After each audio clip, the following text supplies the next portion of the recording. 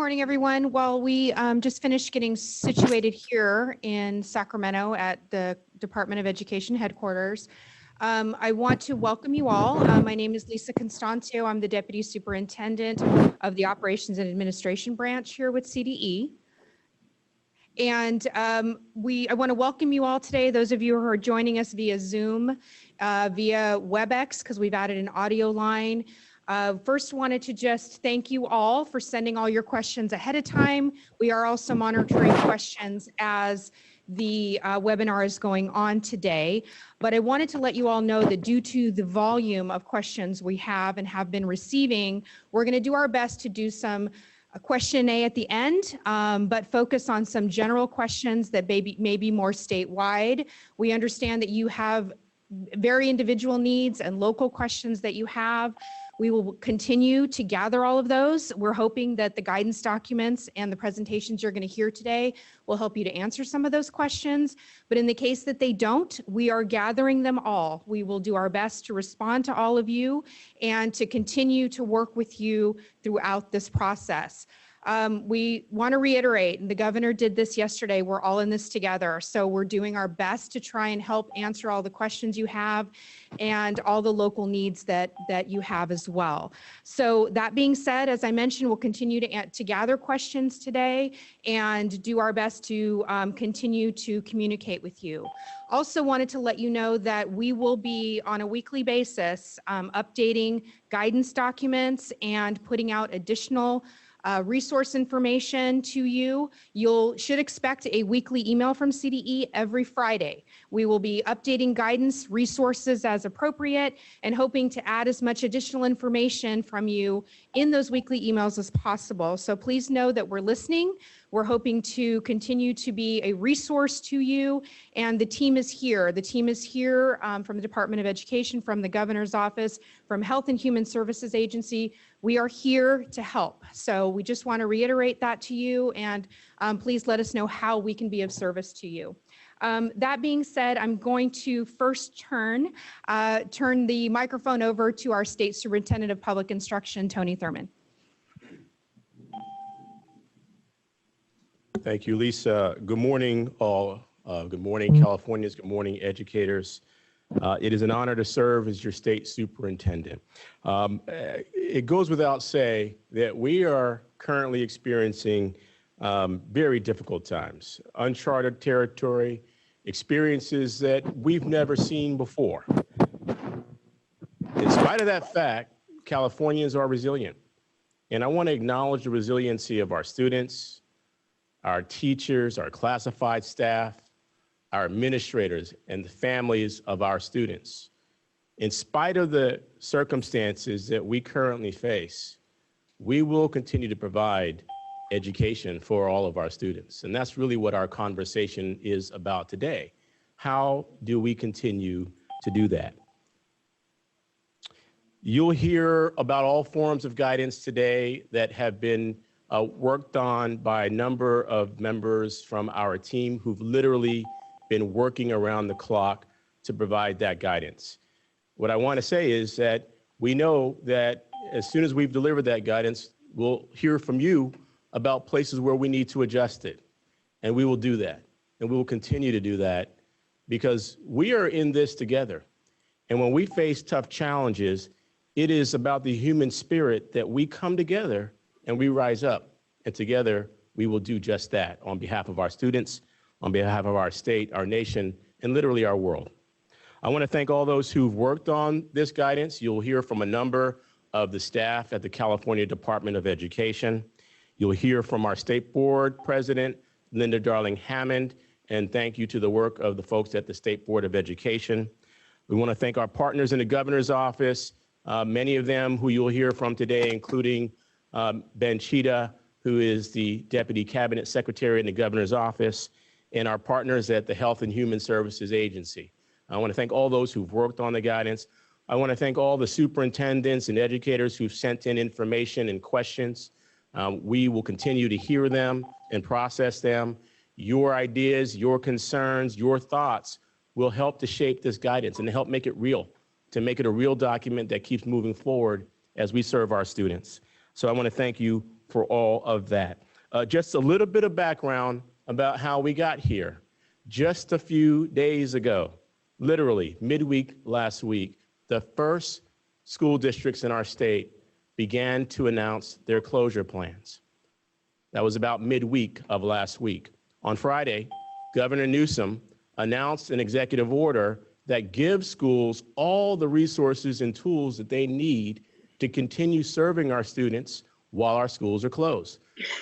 More than 98% of our schools are closed. That means some 6 million students who are in attendance of schools that are currently closed. Many of the schools closed for what's a modified spring break. And so the governor's executive order gives the flexibility to school districts to provide different ways to deliver education, using distance learning, using special ways to deliver meals, to address special education. You'll hear about these today in the conversation about guidance. And perhaps one of the most important things that the executive order does is it says that no school district needs to worry about funding, that every school district will receive the funding that it needs as we find alternative ways and creative ways to ensure that California students receive education. And so the governor's executive order was issued and announced on Friday. By Monday, nearly all of our schools had made closure announcements. And we've been in touch with many of our superintendents. And again, we want to applaud you on the way you are conducting yourself. We know that there are many questions, and we are going to continue answering them together. The executive order spelled out today is a day to deliver guidance, and our team has presentations for you. Entry and exit tones are off. That we will share with you throughout today and every day as we need to make sure that we can address your concerns. The California State Legislature has done its part, and we want to acknowledge and appreciate our legislature as well. They have passed emergency legislation that gives the guarantee of funding to our schools, and they've given our governor the flexibility needed to be able to act on any matter up to over $1 billion in resources to act in emergency ways. And if needed, our legislature is ready to take further action should they deem it necessary to do so and to reconvene. And so we'll continue our conversations. We'll fine tune the closures. We'll make sure that everyone is aware of the guidance. Again, it's an honor to serve this great state and to serve our students and their families and our educators. We know there are all kinds of questions. We have put together a number of special work groups that you'll hear about today to help us figure out how we make special education happen. We'll be putting together a work group to address how we deliver meals throughout our state. We'll be putting together work groups to talk about how we bring our labor partners together and our education leaders together to talk about how we work together to serve our students. And that's what we will do. We will rise up, we will come together, and we will work together on behalf of all Californians. I want to take a moment to acknowledge our State Board of Education President, Linda Darling-Hammond. She needs no introduction. She is our nation's greatest researcher and educator on all things in education. She and her team at the State Board of Education have worked with us around the clock to help deliver this guidance. And so I'll introduce her. After she speaks, we'll hear from Wes Smith, who represents the Association of Administrators in our state. And after we hear from Wes Smith, we'll hear from Ben Cheetah, who will talk about the work that he has been helping to coordinate on behalf of the governor. We are grateful to our partnership with the governor and all of the cabinet secretaries, and to have Mr. Cheetah here. So without further ado, I present to you our State Board of Education President, Dr. Linda Darling-Hammond. Thanks, Tony. I want to thank our State Superintendent, Tony Thurmond, for convening all of us today, all the CDE, State Board, HHS, and Governor's Office staff for the intensive work they have been undertaking to bring us this guidance. I'm here to listen and learn so that the State Board can be a good partner in the ongoing problem solving that will no doubt need to go on for many weeks to come. Most important, of course, I want to thank the district, county, and school leaders and teachers and staff. You have been rolling up your sleeves in remarkable ways, being thoughtful, caring, and creative to feed children, offer instruction, help provide childcare, and keep our communities calm and supportive of children and families. Among the things we learned in pulling this guidance together is how many creative solutions are being developed and used in the field. So we have included in this guidance not only ideas about what's expected and allowed, as there's fast changing regulations and waivers of various kinds of rules, as well as new authorities at the federal and state level, but also strategies that can be used to undertake these approaches and examples that you can find from one another, as well as resources to help you get this job done. And as Tony said, this is going to be updated regularly, and we hope that you'll share solutions that you found so that we can share them with other districts. It's a fast-moving moment with just today, the president proposing a $48 billion federal assistance package. There are other assistance packages moving at the federal level, as well as state investments, and many, many private companies stepping up to engage in partnerships to be sure that your kids will have Wi-Fi and computers and devices that they may not have today. So those things will also be announced and made available as they come online. And so I'm happy to pass the ball both to Wes Smith and Ben Sheeta. I do want to note that Ben from the governor's office helped coordinate this very fast-paced effort in remarkable ways with many offices and executive orders and drafts and rules and so on. And that I was reflecting on the fact that he is a former teacher, which is no doubt why he is so effective in helping us get this job done. So Wes is in that same category, and I'll pass the ball to him. Thanks, Linda. What a great intro, by the way. Wow, high bar there. Hey, let me start by thanking some folks. Our state superintendent, the staff at CDE, President Linda Darling-Hammond, the state board and their staff. They've been working tirelessly, literally around the clock, to provide support to the field. And I think the guidance today, if we see it with that lens, represents just one of those projects that they've engaged to help the field. So thank you to them. I think we have to thank the legislature to, in one session, come up with a bill like SB 117 and provide immediate relief is unprecedented, and it demonstrates their commitment and courage as well. I think we have to thank the governor. His message has been one of hope. He has spoken with candor, and he's prioritized the safety and well-being of our students. And almost immediately, he provided relief to the field and guaranteed within the first week that we'd be held harmless. What a relief that was to our folks in the field and to their communities as well. I have to thank our leaders around the state. You are making courageous, decisive decisions every day.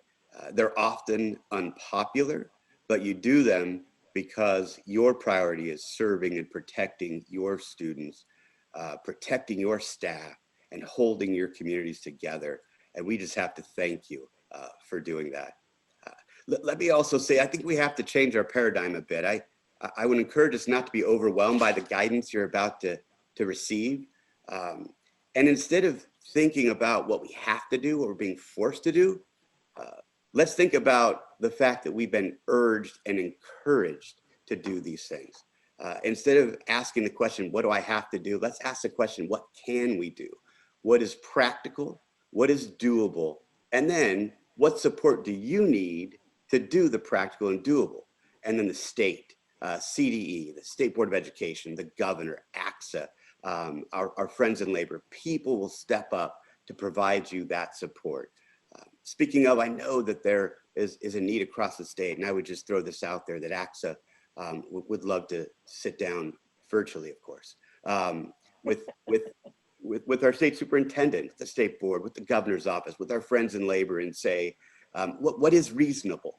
What is going to protect the safety of our employees and our students?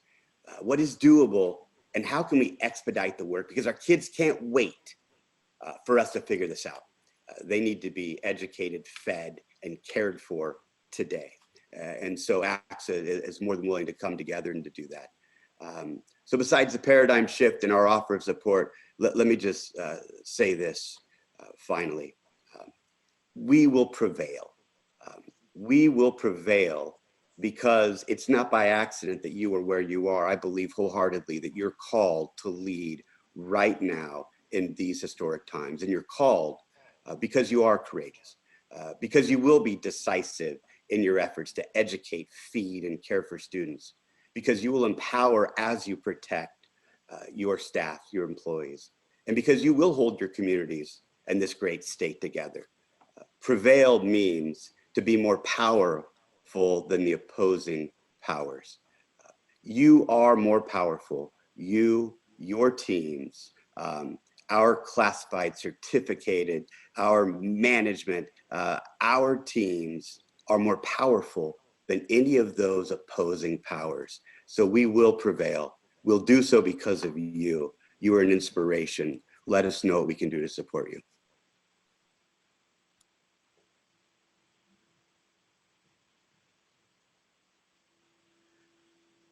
Thank you. As Wes noted, am I on? Great. As Wes noted, the governor speaks with hope and candor. And yesterday, he spoke as a parent.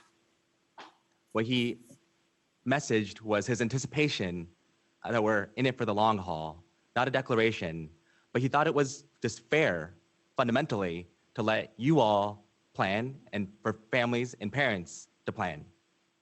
So that's all to say that we are committed to communicating as clearly as we can with you about the facts that are developing in real time and working with you moving forward.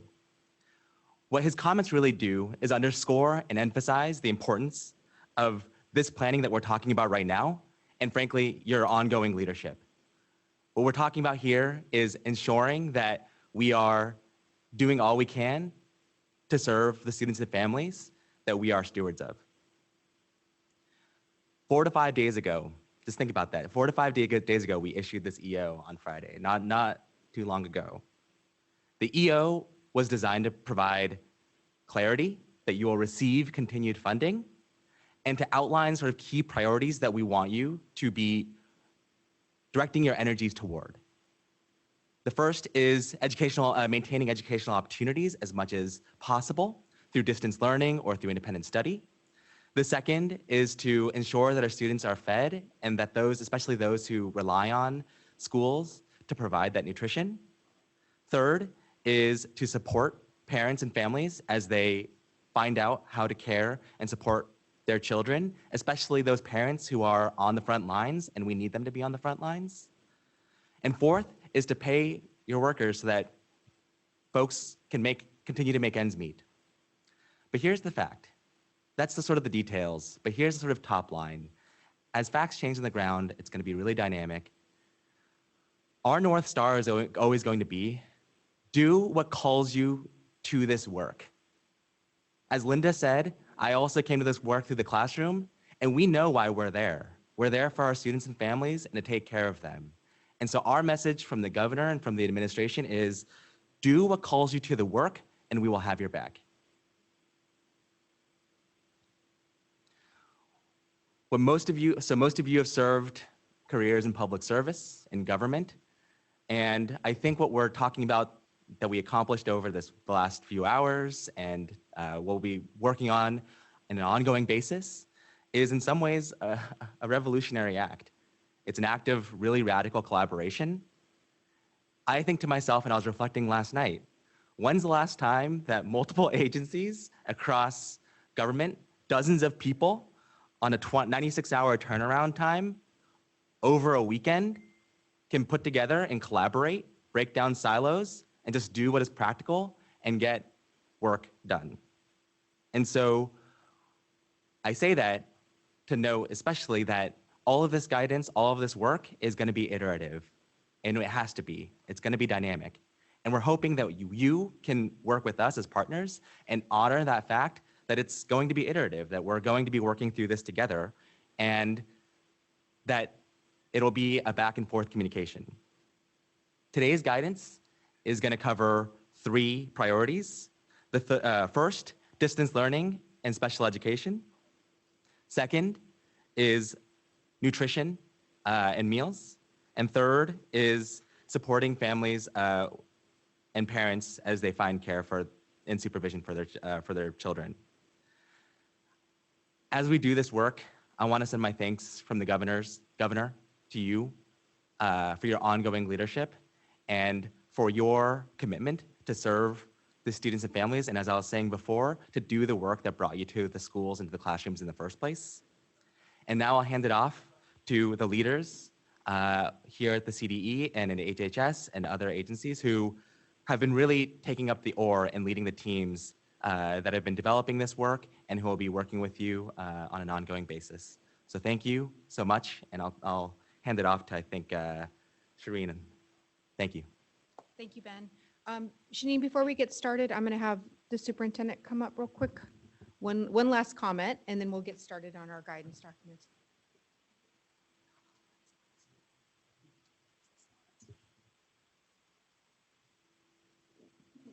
Yeah. In a moment, you'll hear about distance learning and special education. After we've gone through the guidance, we'll be taking some of the questions that we have received. We've received several. We will get to what we can today. Those that we can't answer today, we will continue to answer. As you will hear, we will have on a weekly basis to all of our school districts a weekly email every Friday with updates, an opportunity to continue the conversation.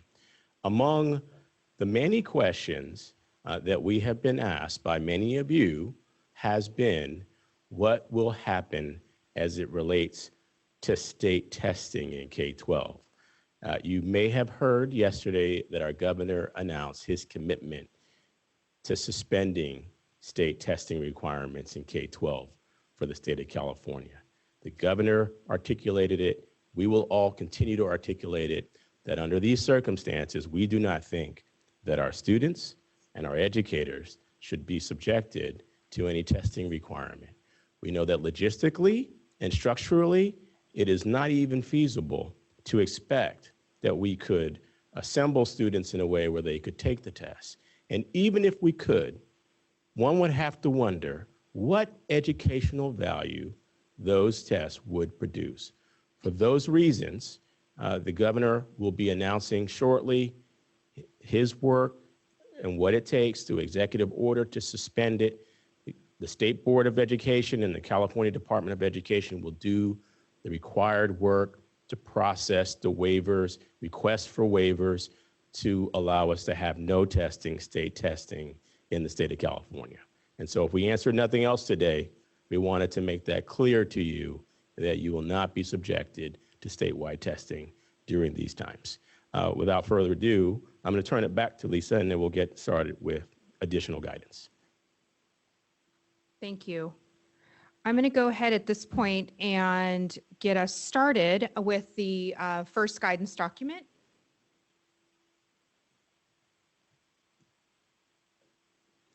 And introduce Shanine Coates, who is our Curriculum Frameworks and Instructional Resources Division Director. Go ahead, Shanine. Good morning.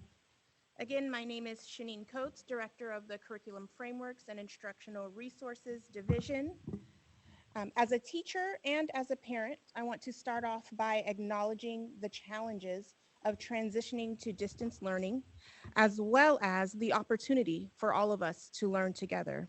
We know that this impacts not only our students, our teachers, our schools, LEAs, and our county offices of education, but also our families. In as much as we are providing these resources now, as has been stated, we know that this is an iterative process. And we know that teachers and districts and county offices of education are also gathering resources and guidance that will further inform our work. As we learn from each other, we will be able to refine and share resources. We know that the guidance we are providing today cannot possibly cover every single nuance. However, we hope that it is practical and that you can find guidance that you can immediately use to inform your planning and the development of your distance learning programs. For the purposes of this guidance, distance learning means instruction in which the student and the instructor are in different locations. We know that there is no one size fits all. Thus, this may include a variety of methods, from computer and communications technology to instructional television, to online instruction, to print materials that are the subject of written or oral feedback. The distance learning guidance is organized into 4 overall documents: the overall guidance, an appendix of resources and links for a variety of audiences, lessons from the field, and research-based information regarding designing an online course. I will briefly provide an overview of each. We know that access and equity is a primary concern, and thus this guidance, the overall guidance, includes the considerations listed on this slide, including considering student access to a device. The guidance contains examples of schools and districts and their distance learning plans. For example, the distance learning plan from Miami-Dade Public Schools and LAUSD and San Francisco Bay Area partnerships with their local PBS and member stations, which incorporates TV distance learning in their options. This is a good option for socioeconomically disadvantaged populations because in general, even if a student does not have access to a device or Wi-Fi, they may more than likely have a television in the home. The English Learners Support Division we will work with them to provide additional resources regarding services to English learners in the future. Additionally, Kristen Wright in a moment will provide additional information regarding serving students with disabilities. Appendix 1 includes a list of curated resources available for a variety of purposes. We will continue to further curate this list based on feedback in our own learnings. It contains sites for content area instruction, as well as those related to learning management systems. As you know, we couldn't have put together this guidance without you, our partners. So we want to give a thank you to Riverside County Office of Education for working all this weekend to prepare Appendix 3 for us, Appendix 2 for us. So thank you to the lead authors, Dr. Dennis Large, Eric Calderon, Heidi Baines, Dr. Steve Hickman, and Mike Leffen. The usefulness of this appendix is that it is practical guidance from a county office of education to assist educators planning to teach online for the first time. The document acknowledges the nuances of taking teaching and learning online and the different approach that requires. It addresses 5 major areas: pedagogy and practices, accessibility, content, tools and resources, as well as infrastructure and devices. This guidance includes practical options in the event that students, for example, have a device but no Wi-Fi, or do not have a device at all.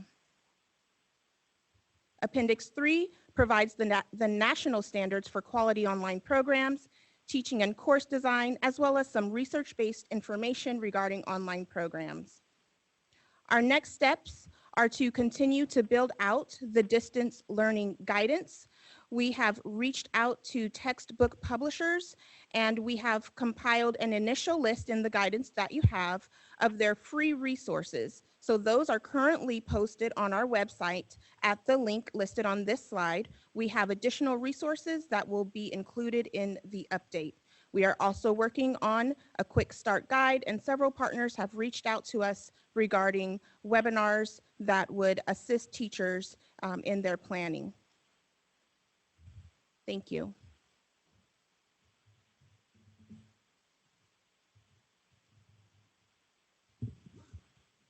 Good morning. My name is Kristen Wright, and I'm a director of the Special Education Division here at the California Department of Education. And the first thing that I want to say is that we hear you. We hear from our teachers and our administrators that you need guidance on how to ensure equity for all of your students, including your students with disabilities, at a time when there is not likely, we are not likely able to physically provide those supports and services that we're all so used to the same degree that we have previously. So the first sentiment I want to reinforce is do what you can. This is about equity, access, and innovation. What can we do? And so I will walk through some of the guidance that we put out last night. And I want to let you know that this is just the beginning of the guidance and that we've heard from you with hundreds of questions and ideas, and we will continue to work on those and get information out to you weekly as we provide more information as a state. So this is just the beginning. So as local educational agencies, physically close schools, and we heard that most of them have, and that are moving to distance learning, there's just a few things that we want you to make sure to focus on. We want you to make sure that you're designing your distance learning with accessibility in mind. That's both the ADA 508 compliance accessibility, so that we can have our students who are deaf and hard of hearing and blind have access to resources and information. And also that teachers and specialists are continuing to work together to adapt instruction. Every student will not be able to access online learning in the same way that they access their education in their classrooms at school. But again, we need to think about each of our individual students and their IEPs to ensure that we do the best we can to meet their needs in these times. Some considerations for individualized instruction in the distance learning settings, and that could include online and virtual, but also phone calls and other ways of reaching out. As we consider those options, we need to assess the extent which a student will be able to attain benefit. So again, looking at that individualized student and really working with our special educators and related service providers to give them that access. LEAs may need to update individual education programs. If there is additional compensatory education, districts will need to assess that once students return to school, but they also need to assess to what degree the IEP teams can get together on the phone, or that you can at least talk to your teams so that with parents and our administrators and our teachers, that everyone's working together to try to provide access to students. For related service and related service providers, this includes our occupational therapists, our speech therapists, our behavioral interventionists, and others. To the greatest extent possible, LEA should continue trying to provide those related services consistent with the student's IEP, so the student continue to make progress in distance learning environments.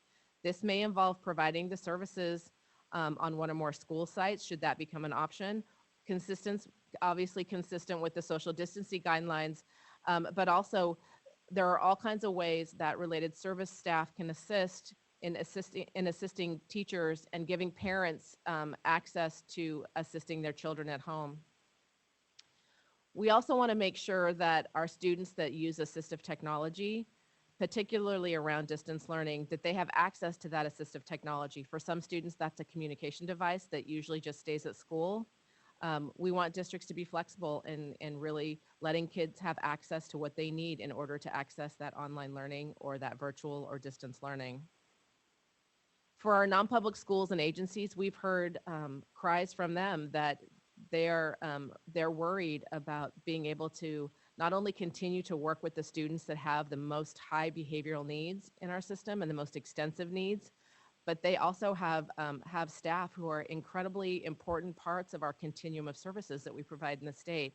So we encourage districts to continue to work with their non-public schools and agencies and take advantage of the services that they can offer as they elect to continue to provide those services online through distance learning or other means. And we want you to work collaboratively with them to ensure the continuity of services, because part of individual education programs are these related services that go along with students' education. At this time, as many of you know, the federal government has not waived any federal requirements under IDEA. So We have been working with the governor's office and our superintendent to ensure that whatever state regulations or statutes that can be waived or paused, we can do so. However, we still have the tenets of the Individuals with Disabilities Education Act that we're doing our best to uphold to make sure that our students with disabilities get access like any other student.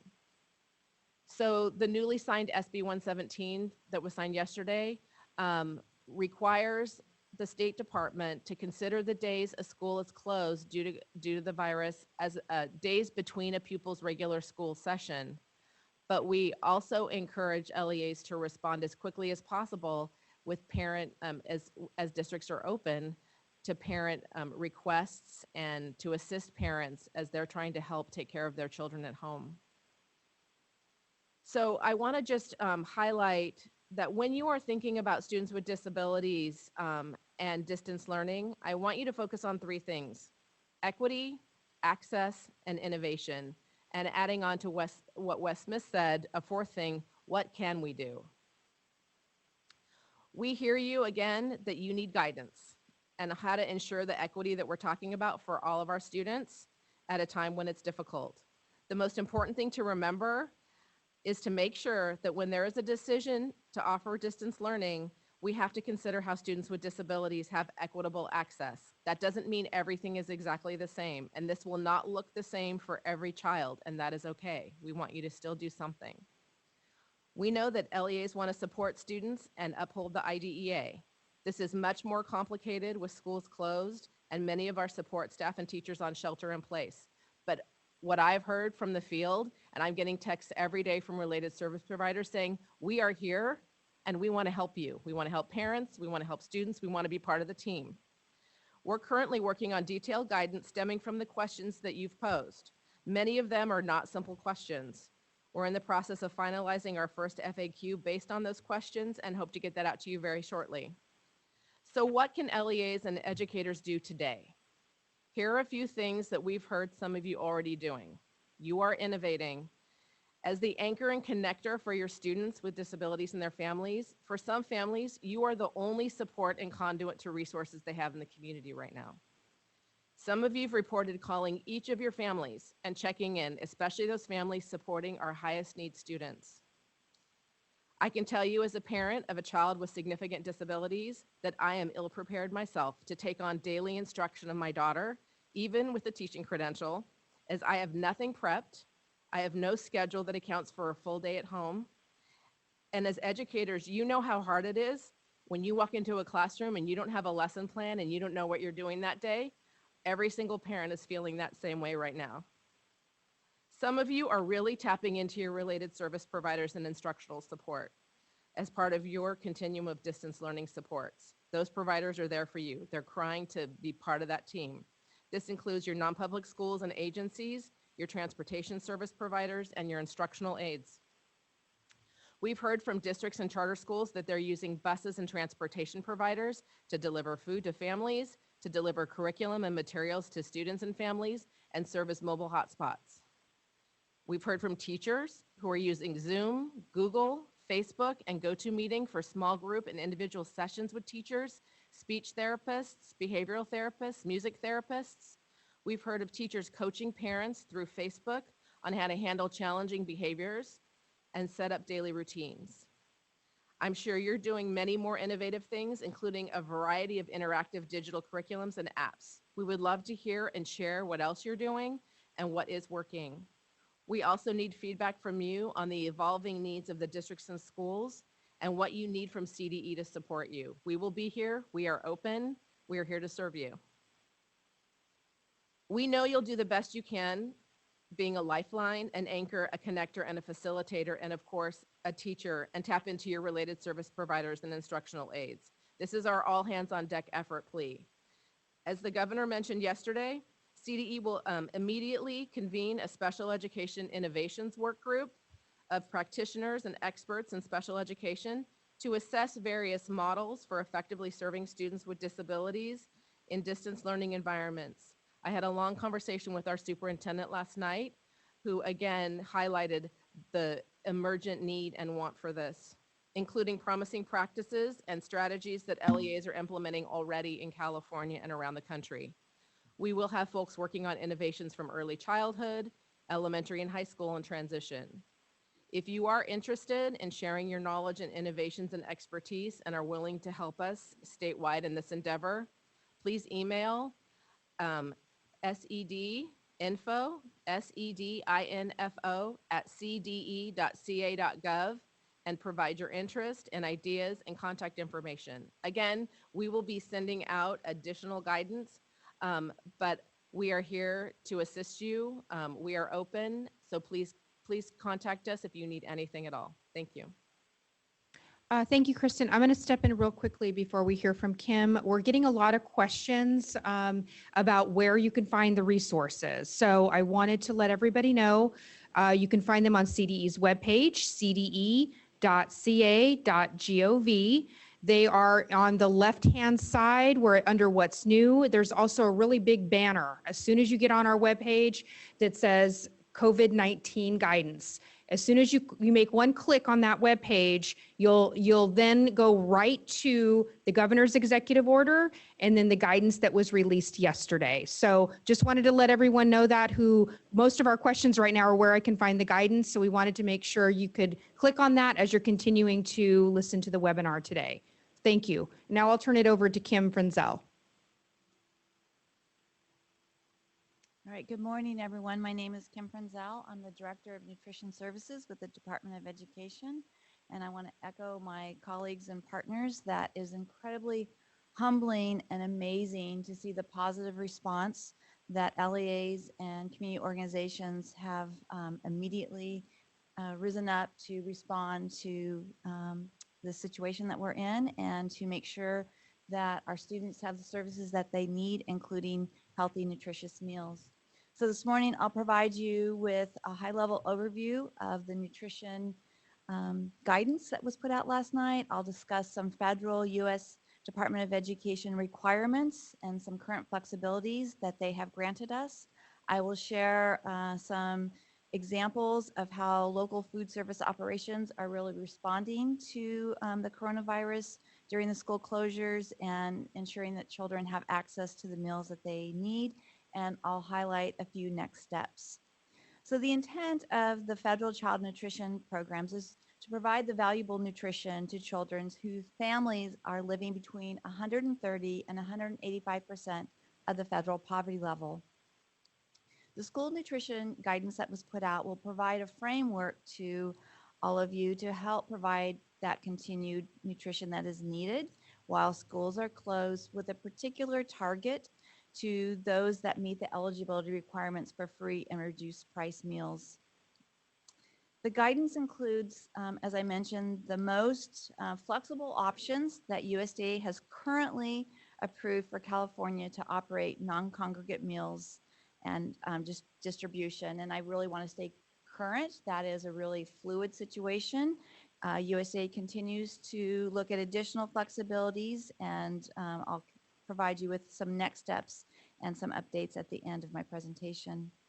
All schools and community organizations that have been approved to operate either the summer food service program or the summer seamless option can apply to serve the summer meal programs during school closures related to COVID-19.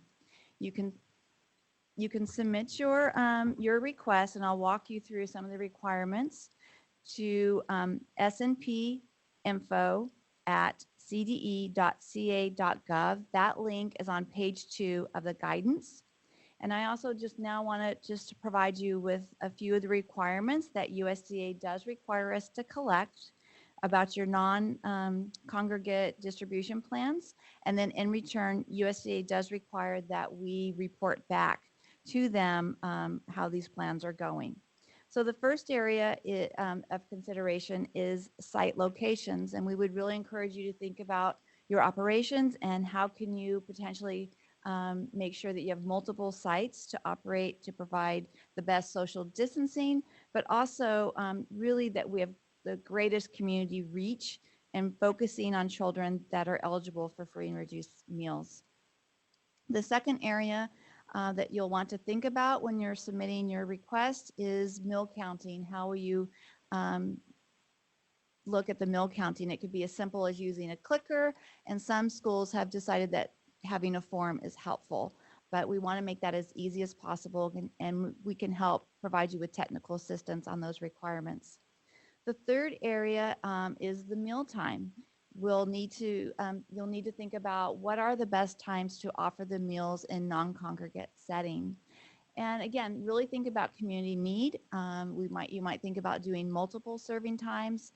Do you want to do it before work typically starts for families, after work, when school would have normally been in session, lunchtime?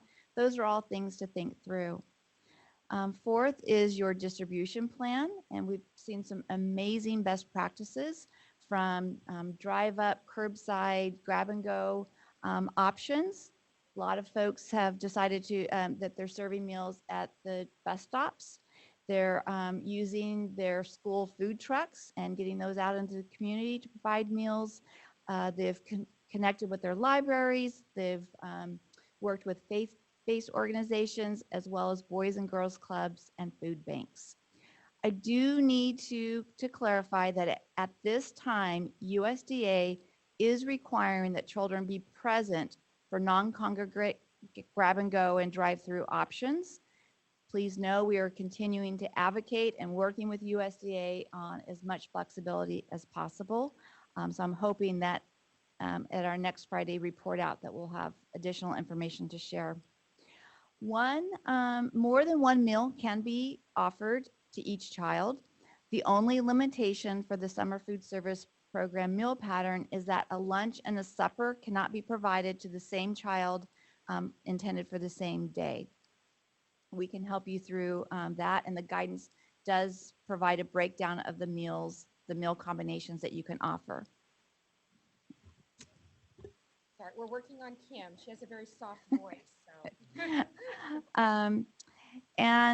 One option that you can really think about what are the needs again in your community and what are your food service operation capacities during school closures, but many schools are requesting to do multiple days of meals, and this is a great option. You can really think about, can you send home, if you're providing lunch, maybe you want to send breakfast for the next day.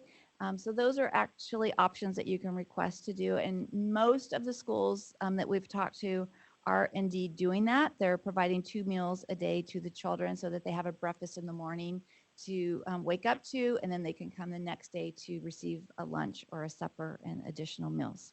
So we've really been partnering with the Department of Public Health on guidance and resources. They have great resources on their webpage, and you can see those links under the resource section of our guidance, because you certainly want to make sure you're thinking about food safety as well as your local health department requirements and additional precautions to take during the coronavirus outbreak. So thinking about what extra measures you would want to put in place for food service protocols.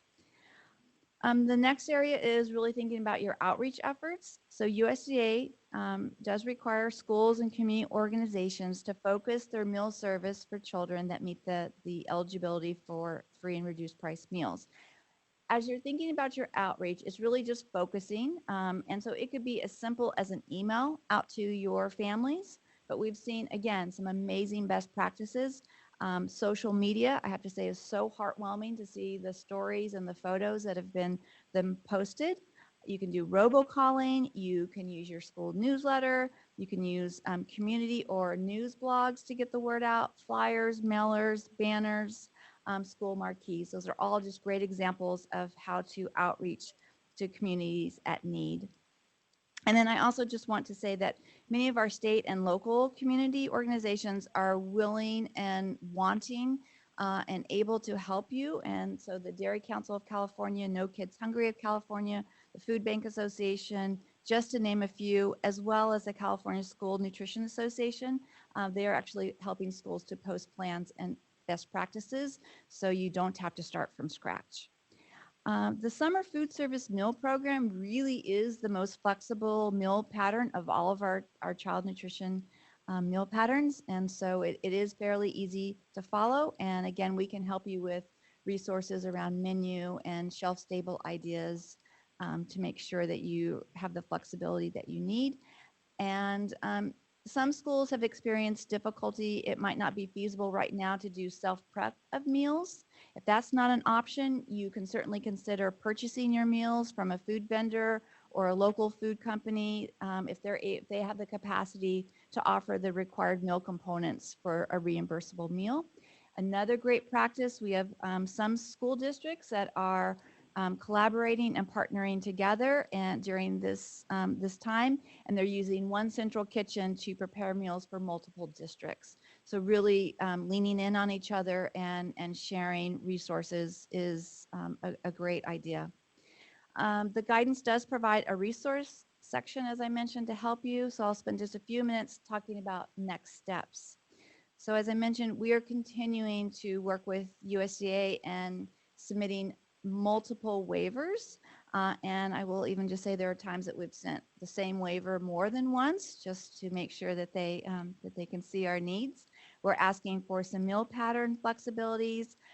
We are asking for flexibility around the children needing to be present for non-congregate grab-and-go food distribution. We're asking for some of the waivers around the monitoring and approval requirements for new operators wanting to offer the meal service during this time. USDA did just release a home delivery requirement, so there's some flexibilities there.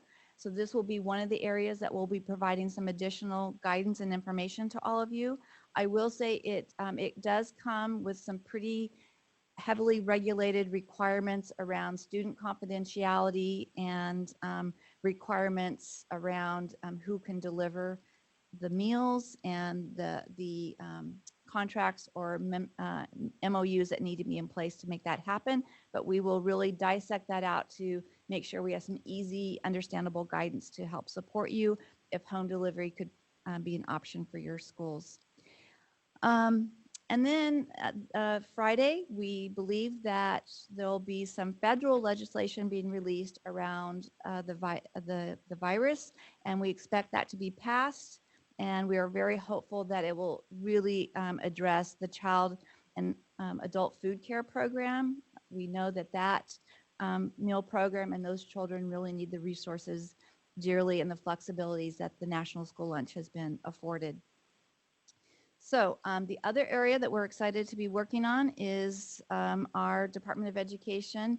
We are working diligently to update our California meal application, where schools and communities would be able to go in and see where our emergency feeding sites are in the state of California. So more to come on that.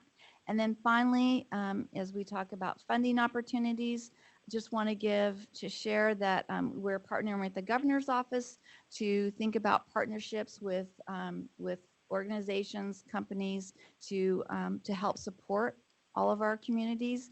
And the No Kid Hungry has released a national $1 million grant, and they're awarding grants to up between $15,000 to $50,000 to help with some innovative ideas for delivery around the coronavirus. And so we'll be getting that information out to you as well. And I just want to thank you for your commitment to serving our most at-risk children. And as it's been said, and we are one school community, all working together to get through this. And please know that we are here to serve you. Thank you.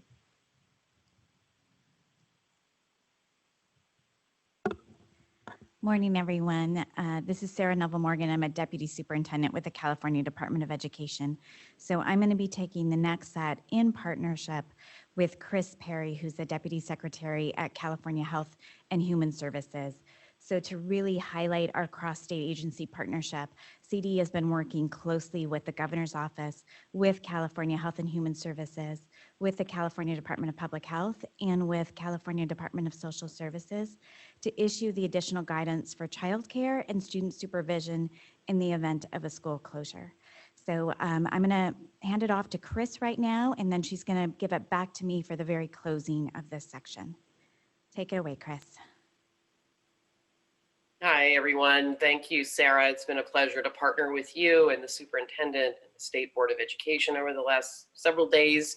We're excited to share a very brief overview of the guidance on supervision of children and childcare. As you can see, the main point here is that schools are required, to the extent it's possible, to arrange for the supervision of children during ordinary school hours. Schools that have closed or will close should develop a plan to ensure supervision. When developing this plan, please try to understand the needs of your working families. Think about how you can work with childcare centers that are on an LEA campus and how that has affected their ability to provide care based on school closures. And then last, please think about the age of the students when considering your supervision options. We know in many instances, children as young as 3 and up to age 12 are in different kinds of supervision or childcare arrangements. You are the experts at the local level. We're here to provide as much support and consultation and guidance to you as we possibly can, given that wide range of ages and the diversity of settings that you're providing care for your children in. In addition to those guidelines, I wanted to just continue with a couple of other key points. The guidance goes into far more detail, but wanted you to know that we really, really want you to consider partnering with your community childcare or supervision organizations, community-based organizations who might be operating care off campus and have some creative and interesting solutions off campus to support your kids that may have been served on campus. Please also consider allowing your site to be used for pop-up childcare. The guidance does speak to this primarily through a waiver that the Department of Social Services developed and is available within the guidance, is linked in the guidance, so that you can provide care in a new and different way than you may have before. Finally, to the extent you can keep your campus open for care by also following all of the guidance around mass gatherings and social spacing, we think that the campus itself may be a perfect location for you to look at new and creative ways of providing care for students. Before I turn it back over to Sarah, I think I just want to highlight the community resources that might help with some of these suggestions around pop-up childcare and using your campuses differently. Those are, here we go, community resources. The goal here, of course, is to continue to focus on family needs and help families with where they are. We're particularly thinking of families that have first responders or other caregivers that are in essential jobs. Those children really do require care, are a priority. We want to do everything we can to provide that care as close to those areas of essential service as possible.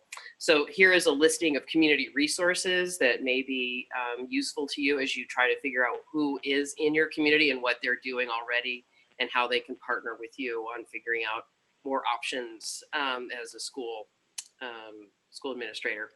Thanks. With that, I'm going to turn it back over to Sarah to talk a little bit about additional resources and other activities going on at the Department of Education. Sarah. Thanks so much, Chris. So really just to highlight what Chris said, we recognize that childcare is a core function to ensure critical sectors and essential services can keep working. So Chris highlighted some of those around our healthcare needs and ensuring that there's still access to food and supplies. So really wanting to make sure that we have access to early learning and care to keep those critical functions and services going. In that, we know that you'll always need to refer to your local public health department, as well as all of the guidance that continues to be updated by the CDC. And the last piece that I really want to highlight is that shortly CDE will be releasing a management bulletin to provide further guidance on SB 117, ensuring continuity of payments to subsidized early learning and care providers and to our child development programs. It will also provide further clarification on attendance and reporting requirements for our early learning and care contractors. We know that's something that you all are starting to get more and more urgent about. And so we are trying to turn that around as fast as we can so that we have something out to you, hopefully by the end of today. So we are all hands on deck, making sure that we can respond to all of your needs to keep childcare and the continuity for our very vulnerable children and families going. Thank you so much. Thank you, Sarah. At this point, we are going to start our question and answer session. Kendra Britt, who is our Deputy of Communications and Marketing, is behind our blue curtain here. She's been monitoring the Zoom calls and also gathering questions that we had previously received. So Kendra, I'm going to turn the live mic over to you. Okay, we're going to start with some distance learning questions. We have been asked to give a clear definition of distance learning. So for the purposes of the guidance, distance learning means instruction in which the student and instructor are in different locations. This may include a variety of methods, from computer and communications technology to instructional television, to online instruction, to print materials that are the subject of written or oral feedback. If we have moved to distance learning and have asked students to check in daily, do we need to take daily attendance? Elizabeth? I'm going to address just the EO language in general and then what came out of SB 117. But if I don't address it, please come up and answer the question for me. I think overall, as a result of the executive order, LEAs that closed due to address COVID-19 will not be penalized financially for failure to offer regular school days and minutes. So that's the first thing. Then in addition, with SB 117, there is a hold harmless provision in terms of the funding piece for ADA. And so for 2019-20, ADA will be based on all full school months from July 1, 2019 through February 29th of 2020. So in terms of actually taking attendance, do you mind answering that question for me?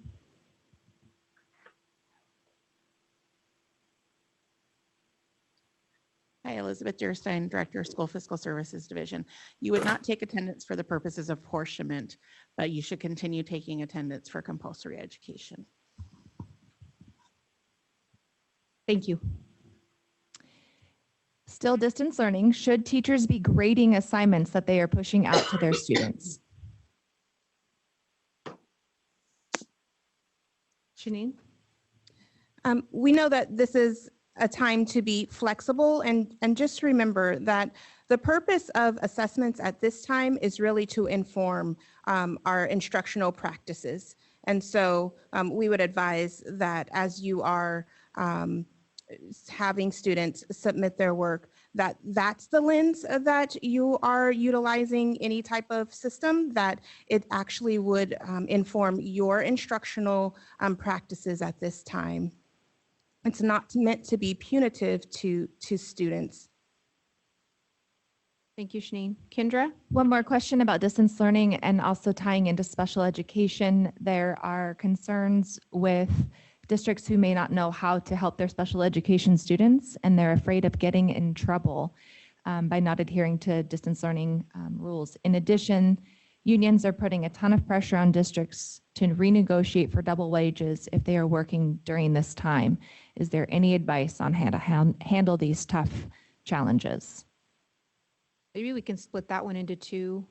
Kendra. Kristen, you first, please. That leans into a lot of the questions that we're getting from the overall guidance that we'll be sending out. So I'd rather defer that specific question to that so that we can give you a thoughtful answer, because it seems like there's a number of pieces to that question. We understand that there are questions about how, from the standpoint of labor, about how services are to be delivered.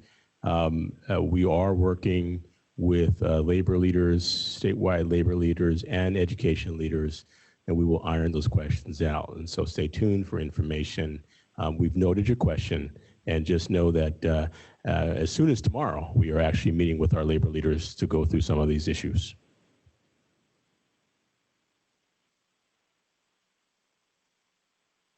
This question is in regards to nutrition. So this one goes to Kim. Will LEAs be required to provide school meals during shelter-in-place orders?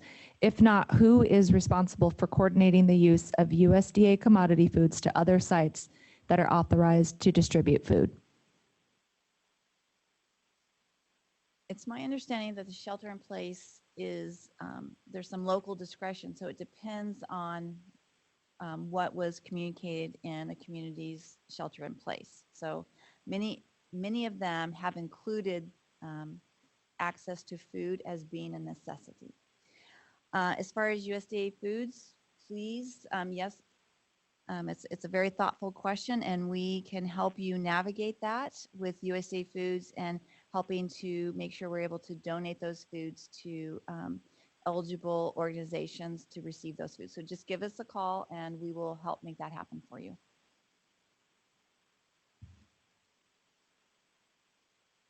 Okay, we are in the process of providing disaster service workers as requested by our local Office of Emergency Services for pop-up childcare centers in our schools that are opening for first responders and healthcare workers during this crisis. Some employees are now asking for a confirmation by the governor to redeploy our employees in these roles. Will the state provide this authority? Thank you so much for that question. We are in conversations right now trying to determine how much we can do and where the authority lies. So you will have to stay tuned and we will get more information back to you on that.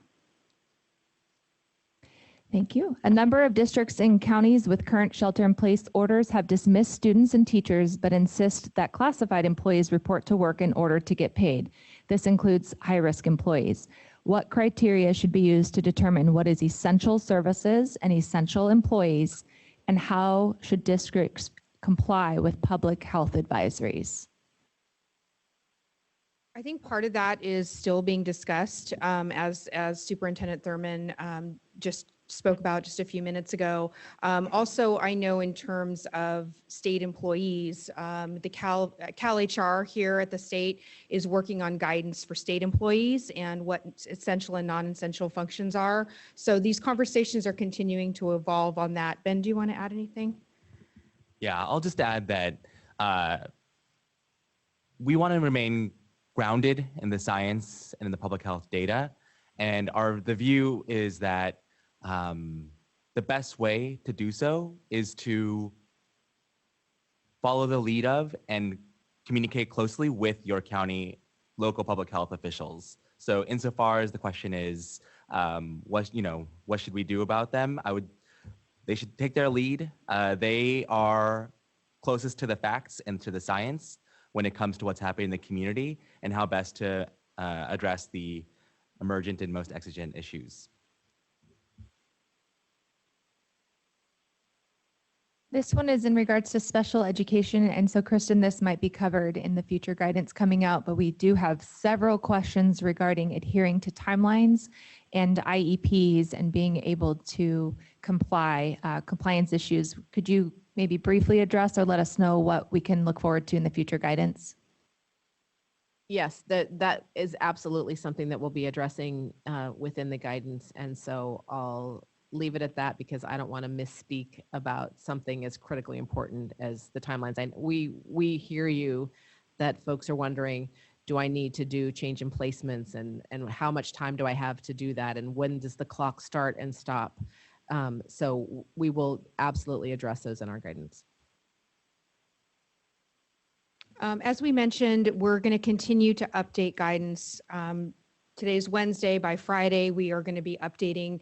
As you all know, this is changing by the hour. So we are going to try and continue to work to give you the most updated guidance and look for more guidance from CDE every Friday. Next question, Kendra.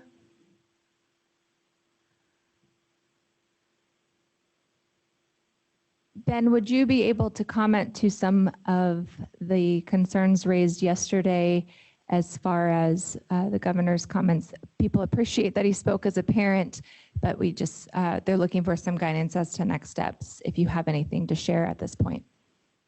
Yeah, so I think the thing to underscore there is that it was his anticipation. He was expressing his anticipation as a parent, as opposed to, you know, an official directive from the governor.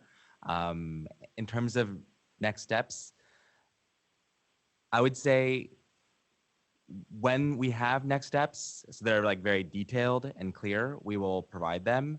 But what he was hoping to just do is make sure that, you know, as he is planning his own family and he's talking to his own kids about what he thinks is going to happen, he didn't want to keep that information, you know, to himself. He thinks that the public and you all deserve the same information. And so that's all to say that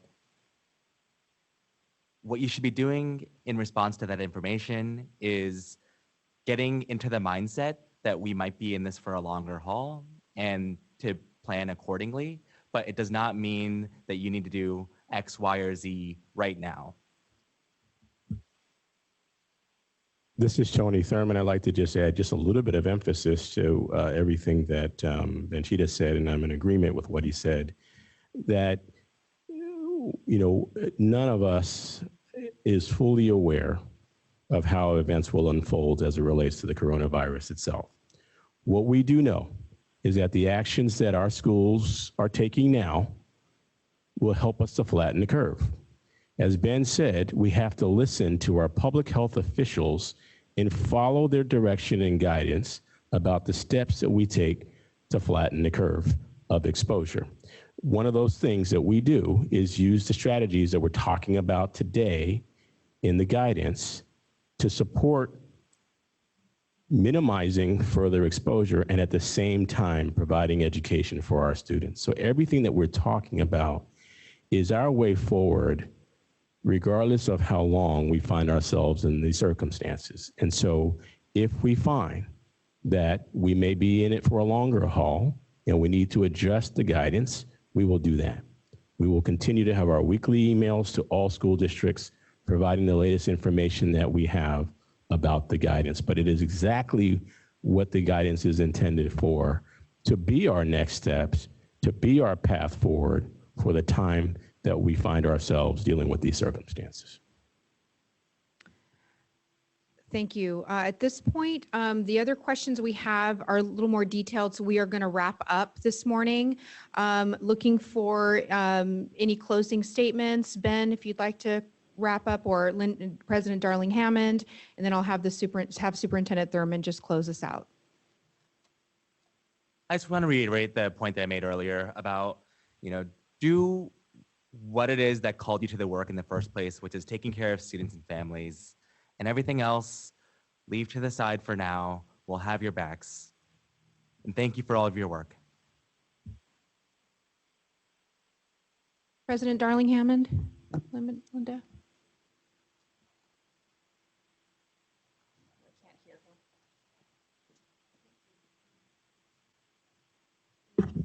We're going to be adjusting your mic, President Darling-Hammond, and you'll have comments from President Darling-Hammond in just a moment.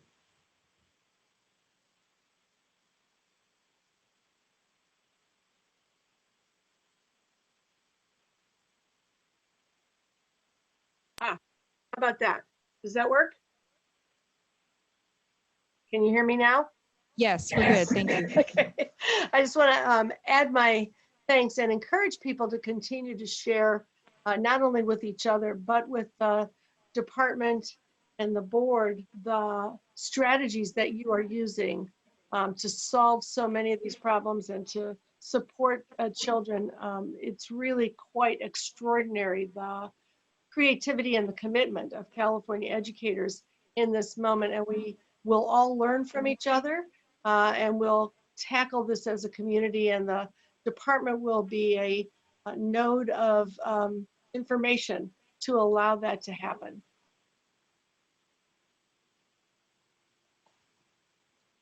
Great, thank you. And we'll just have some closing comments from Superintendent Thurmond. Thank you, Lisa. Thank you, Kendra. Thank you to all the staff at the California Department of Education, the State Board of Education, the Governor's Office, Health and Human Services, and to all of our educational leaders throughout the state. Thank you for your time and attention today.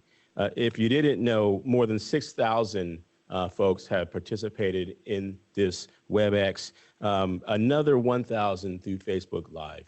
That shows that the demand and the need for information is great, and we will continue our conversations. I'd like to thank all of our presenters today for what they have shared. Please consider today a first of many conversations. A plan is only as good as its implementation. And so now that we provided you with guidance, we know that we have ongoing conversations to adjust, to revise, to customize, and help you as you bring forward the specific ways that you will use this guidance to provide education for all of our students. I would like to ask you to remember to stay calm, to work with appropriate agencies, to work and listen with your public health officers, to practice social distancing, to wash hands, to do all the things that we know that will help us to flatten the curve and the likelihood of further exposure. I want everyone to understand that while we are in very unique circumstances and times, we are still providing education to our students. School is not out, but we are finding a different way to deliver it through the things that you heard here today, through distance learning, through independent study, through modified ways to deliver our meals, as we have our ongoing conversations about providing special education. We count on you like you count on us, and we count on each other to make sure we provide a great quality education. Looking forward to our continued conversation. Thank you for what you do for our 6 million students. Until we meet again, this concludes our webinar. Thank you very much.